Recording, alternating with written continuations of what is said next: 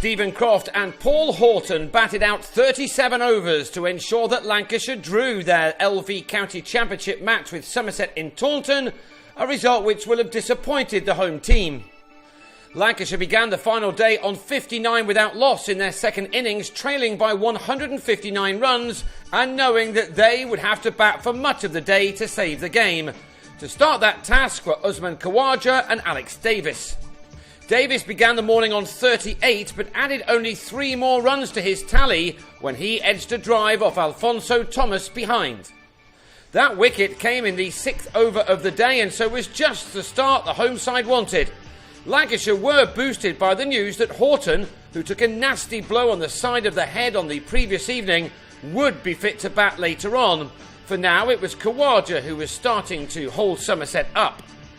There was some frustration for the bowler from time to time, of course. Khawaja failed to get out of the way of a Craig Overton bouncer, but still benefited with 4 runs.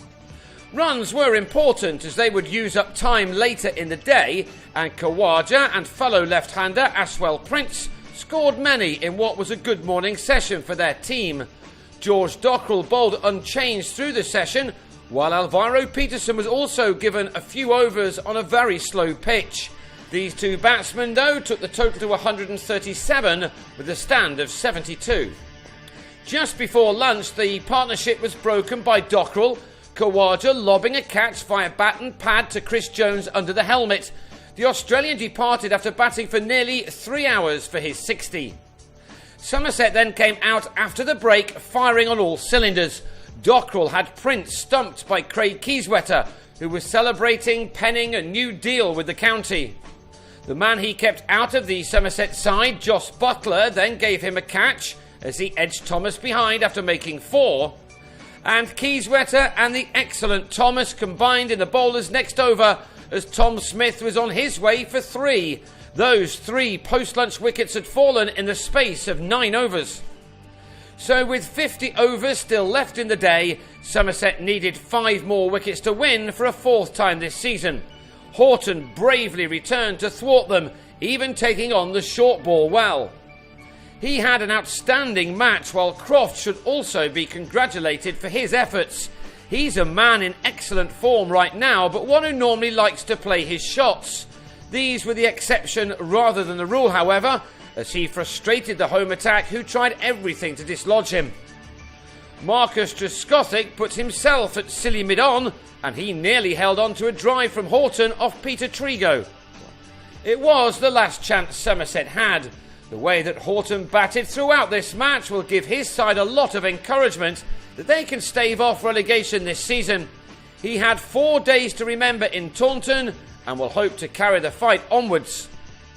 Both batsmen were still there at tea, having seen out the best part of 20 overs, and after the break, Croft not only took his side into the lead, but also reached a 50. He hit the run which won Lancashire the title 3 years ago at this very ground.